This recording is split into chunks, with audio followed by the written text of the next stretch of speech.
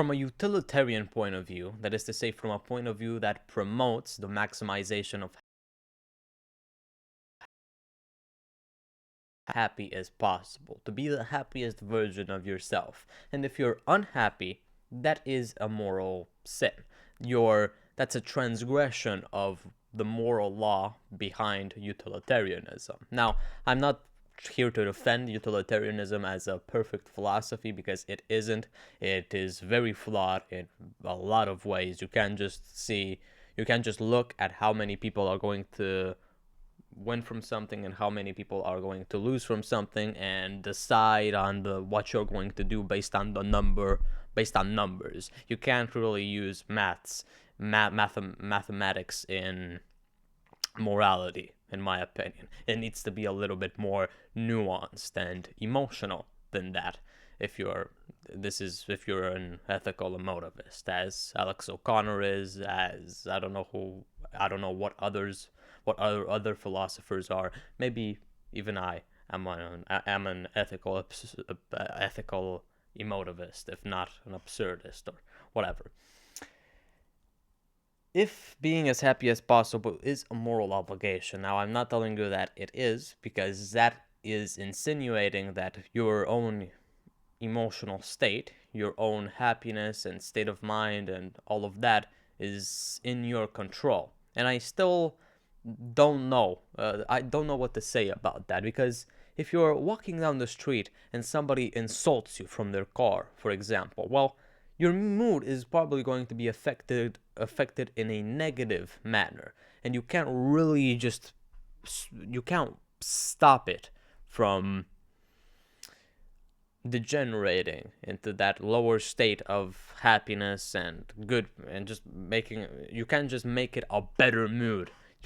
You can't just command it to be better. So I don't know if it's actually, based in reality, this theory of mine, but just as an interesting thought experiment. If you're obliged to help as many people as possible, to make other people really, really happy, from a utilitarian point of view, wouldn't you also be obliged to make yourself happy? Now, we also need to take into consideration, is making yourself happy damaging other human beings? Because, for example, if what would make you truly happy is launching a nuclear weapon on Thailand, well, that would kill tens of millions of people, but it would make you happy. Now, from a utilitarian point of view, that is clearly flawed, and you should probably not do it.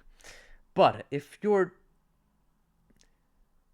choosing between two things that only affect you, that could either make you happier or sadder, you should probably choose the thing that makes you happier. But we also need to get into expected value with this one, because of course, not eating a chocolate bar and eating a chocolate bar are two things that will have consequences in the short term and in the long term. If you eat the chocolate bar, I should probably change fingers. If you eat the chocolate bar, you'll get a rush of happiness, of serotonin, what was the goddamn, of dopamine, yeah, and just feel really great in the moment. But that glucose and those sugars are probably going to make you feel pretty bad afterwards. But if you don't eat the candy bar, you probably will not feel as good in the moment, but will feel better in the future. So are those two things equal or not? Because still, the more advanced point of view is that not eating the chocolate bar is better than eating the chocolate bar. Why? Well, probably because, oh wow, you're going to see me come to a realization. Probably because promoting this habit in the future is better than promoting the first habit in the future. If you get used to eating, I don't know, 5 candy bars a day, your happiness in the future is literally going to plummet. It is going to die. But I don't know, is the unhappiness, the despair and suffering that you get from eating a candy bar 2 times worse than the pleasure of actually eating a candy bar? I have no idea. I need to come to these realizations over time, and I could very easily use the excuse that I'm 14 years old and I'm unexperienced and I haven't read that much yet, but whatever. From a utilitarian point of view, you are obliged to be happy. That is the point of this video, if you couldn't tell. But you should do it. You should also take into account other people when it comes to this, because, for example, if we also ask you, is being a people pleaser a moral sin or moral virtue under utilitarianism? Because if you help all of those people, let's say you help 5 people, you're making their day a little bit better. But you helping those 5 people is making your day a little bit worse if their demands are so unrealistically difficult to fulfill. Well, is making 5 people slightly happier worth making one person completely unhappy? I have no idea. This is just a video to make you question some ethical dilemmas, or just some. What do you think about utilitarianism? Because utilitarianism is about maximizing pleasure and happiness and stuff like that. But when we apply it to like the self-improvement philosophy of like diet and exercise and not being a people pleaser and emotional intelligence, it gets really complicated with candy bars and stuff like that. What's the rapport between the happiness you get from a candy bar and the happiness you get from not eating a candy bar? Like what's the logic behind that? With exercising, what's the rapport between the pain you go through whilst exercising and, I don't know, I guess masochists really get an advantage when it comes to utilitarianism, because just exercising and abstaining from stuff like that. Actually, if those are effects of masochism, we should probably all try to be masochists, but whatever. Actually, that's not. Masochism is loving pain. So loving exercise would be masochism, or loving abstaining from sugar and stuff like that would be kind of like intellectual pain, or whatever.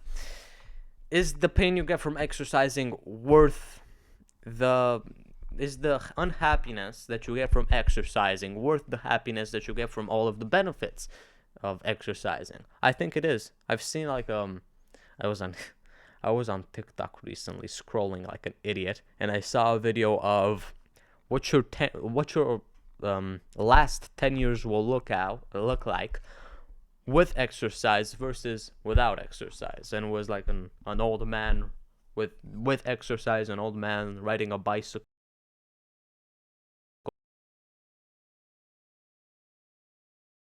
So I would say that like that exercising, definitely you should exercise from a utilitarian point of view.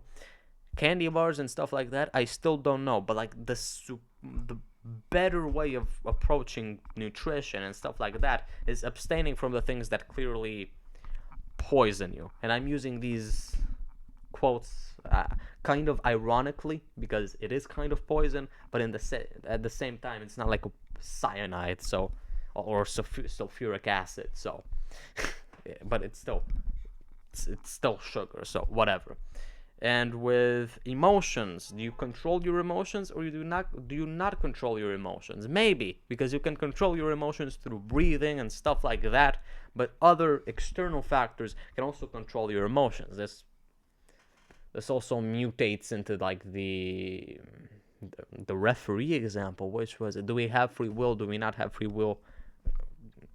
If we didn't have free will, then why the hell do we have the justice system? Whatever. Well, sorry, this was kind of like, you just witnessed the mad ramblings of a 14-year-old, so I hope you enjoyed them. Mad ramblings about utilitarianism. I'm not titling this video that, but I'm not titling this video of the mad ramblings of a 14-year-old about utilitarianism. You get the point. What do you think about utilitarianism?